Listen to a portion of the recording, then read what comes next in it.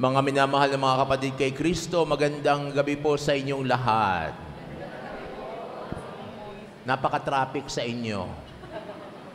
Talaga namang inabot ako ng mahigit na 1 oras, makarating lang dito at kami nawala din. Kaya tumawag ako ng isang tricycle. Sabi ko, ako ngayon samahan mo doon sa Mirror of Justice at kami nawala na. At ikay uupahan ko na lamang. Ang sagot niya, sige po, Father. So, dinala kaya dito mismo. Tapos hindi na niya ako binalikan. Hindi niya tinanggap yung upa. Isang magandang tanda ng komunidad dito sa lugar ninyo. Wari baga na ang Diyos ang sumusulat ng script nitong mga nakaraang mga linggo? Pag-aralan niyong mabuti sapagkat nung Huwebes ay nagkaroon tayo ng bagong successor of St. Peter, Vicar of Christ. 267 successor. Ang pangalan niya ay Papa Leon, 14.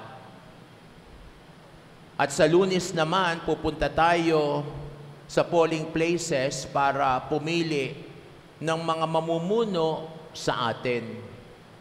Ang tawag natin ay midterm elections. Kaya naman ang PPCRV ay naririto upang tumanggap ng pagsugo sa paglilingkod ng sangalan ng simbahan at para sa bayan.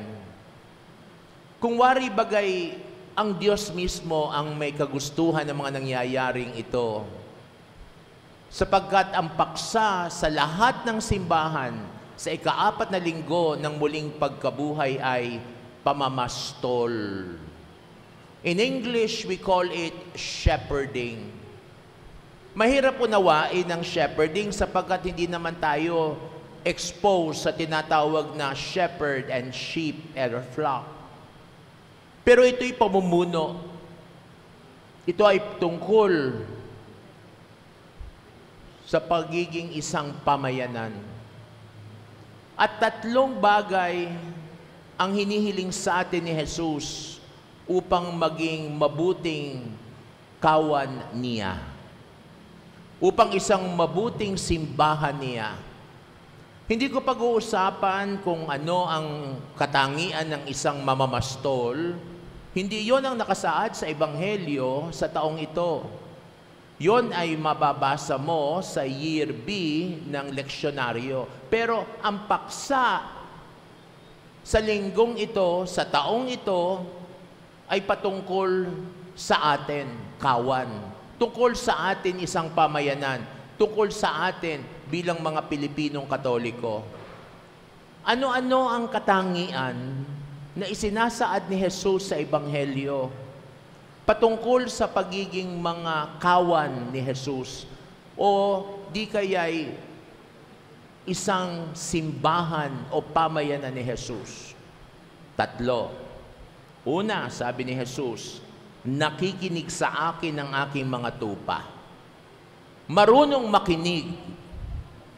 Marunong makinig. Sabi ng mga Irish, God gave us 2 ears and 1 mouth so that we can listen twice and talk once. Listening is very important. Alam niyo, Sunday din na ito. Ito yung Sunday Mass na ay Mother's Day. Ano sinasabi ng mga nanay sa mga anak? Hindi ka marunong makinig. Kumbagay, pag hindi marunong makinig, matigas ang ulo. Pero mga kabataan din naman, sasabihin ko, naririnig ko rin naman sa kanila, Nay, narinig mo ako, pero pinakinggan mo ba ako? Ayan, iba yan.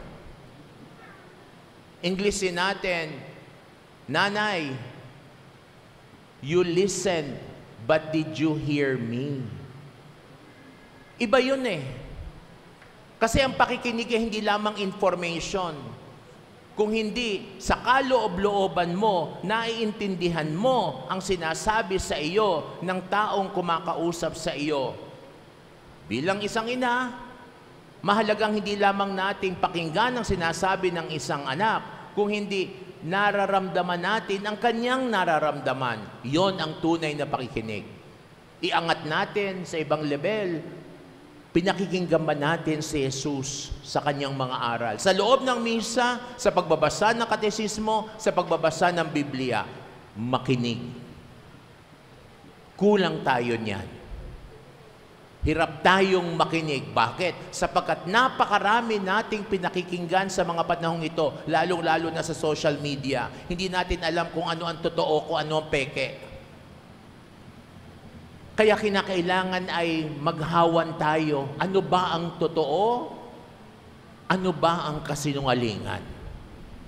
Ano bang sinasabi ng taong ito? Siya ba'y nagsasabi ng katwiran o ako'y niloloko lamang? Makinig. Unang galaw ng kawan ni Jesus sa linggong ito, listening. Ikalawa, kilala si Jesus ng kanyang mga kawan. Alam niyo yung salitang kilala ay napakahalaga eh. Sasabihin kilala ko yan na tatay ko kasi yan ang asawa ng nanay ko, pero hindi ko kinikilala. Aba, ay iba yun. Sapagkat kapag sinabi mong kinikilala mo, hindi lamang yan ang iyong ina, kung hindi, iginagalang mo ang iyong ina. Respect of elders. Ibig sabihin ng galaw natin pag tayo uuwi, mga bata, anong ating unang gagawin? Pag tinanong sa'yo nanay mo, sa kagaling, sa labas. Ayan, ano ba yun? O ang sagot mo saan ka galing? Nanay, nagsimba po ako kasama ng mga ka-PPCRB. Mano po, nanay? Pagkilala yun. Respect of elders. Pagkilala natin sa mga nakatataas sa simbahan, pagkilala natin sa Santo Papa. Pagkilala natin sa mga obispo, pagkilala ninyo sa inyong kura paroko, kay Father Godwin. Pagkilala sa matatanda ng simbahan at pagkilala din naman ng mga matatanda ng simbahan sa mga kabataan. Mahalagang galaw yan ng kawan ni Jesus, pagkilala at kinikilala. Ikatlo't panghuli, anong sinasabi ni Jesus dito?